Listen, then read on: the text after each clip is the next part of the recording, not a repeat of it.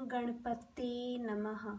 सर्वमंगलमांगल्ये शिवे सर्वार्थसाधिके शरण्ये त्र्यंबके गौरी नारायणी नमोस्तुते। जय गुरुदेव। आज हम बावड़िया पंडित जी की वाणी पर चर्चा करेंगे।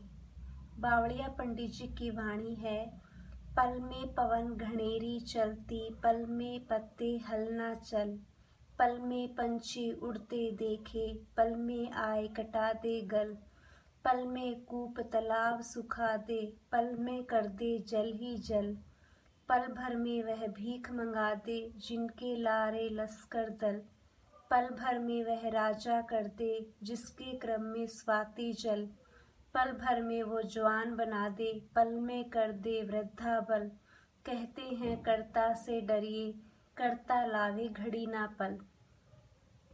अब इसका मतलब हम जानते हैं कि बावड़िया पंडित जी हमें क्या बताना चाहते हैं।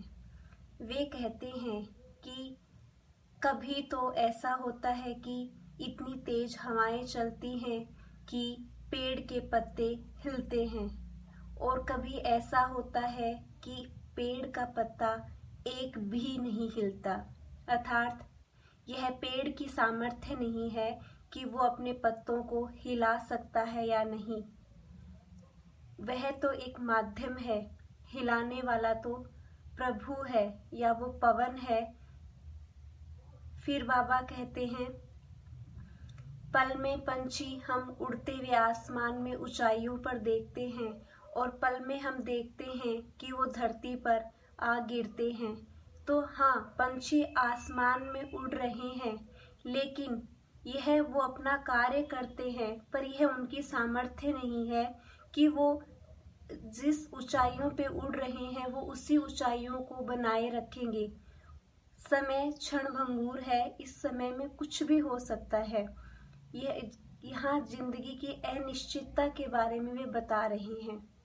फिर है कि पल में कुएं और तालाब सूख जाते हैं और पल में वहाँ पानी ही पानी हो जाता है।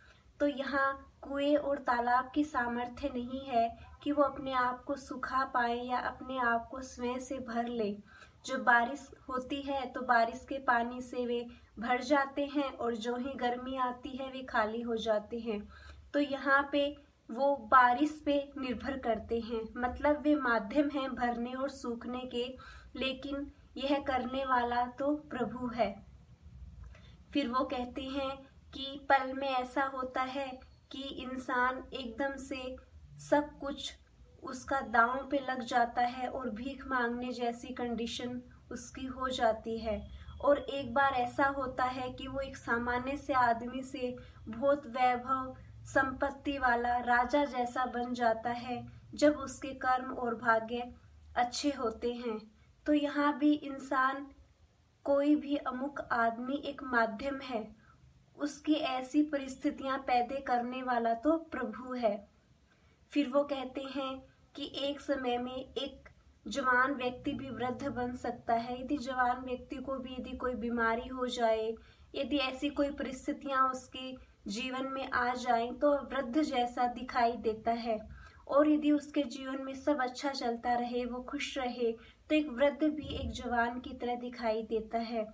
तो यह उसके हाथ में नहीं है, वह तो एक माध्यम है। उसकी जो परिस्थितियां हैं वो ये सब निर्धारित करती हैं। फिर आगे वो बहुत महत्वपूर्ण बात हमें बताना चाह रहे हैं कि हम माध्यम हैं, कभी भी अपने आप को कर्ता मत मानिए, करने वाला तो प्रभु है। प्रभु श्री राम, प्रभु भगवान कृष्ण, विष्णु, जिस भी प्रभु में, जिसके जो भी प्रभु हों, जिसके जो भी इष्ट हैं, वही उसके प्रभु हैं, वही उसके ईश्वर हैं। उसमें विश्वास रखिए, वो ही करता है। आप केवल माध्यम हैं, आप निमित्त मात्र हैं। आपके करने से कुछ नहीं होता, हाँ, लेकिन आप अपने आप को एक माध्यम मानिए और अच्छे कामों में रहिए। प्रभु के कार्यों में, सेवा के कार्यों में हर वक्त अपने आप को व्यस्त रखिए, और इन सभी कार्यों को प्रभु को समर्पित करते जाइए कि हे प्रभु, आपने हमें यह कार्य दिया था, ये जिम्मेदारी दी थी, हमने इसको पूर्ण किया। ऐसे करके हर कार्य को उन्हें समर्पित करते जाओगे तो कभी भी अहंकार की भावना नहीं आएगी, कभी भी कर्ता भाव की भावना नहीं आएगी और आप हमेशा आनंद में रहेंगे। क्योंकि जब कभी आपसे कुछ गलत कार्य भी हो जाएगा तो आप यही कहेंगे कि प्रभु हमें क्षमा करिए, हमें इसका ज्ञान नहीं था। इस तरीके से फिर आप कभी उसका पश्चाताप भी नहीं करेंगे। ऐसे करके तो आप समझ ही गए होंगे कि बावड़िया पंडित जी हमें किस तरीके की शिक्षा देकर हमें कर्म बंधन से मुक्त कर रहे हैं। जय गुरुदेव। बावड़िया पंडित जी की जय।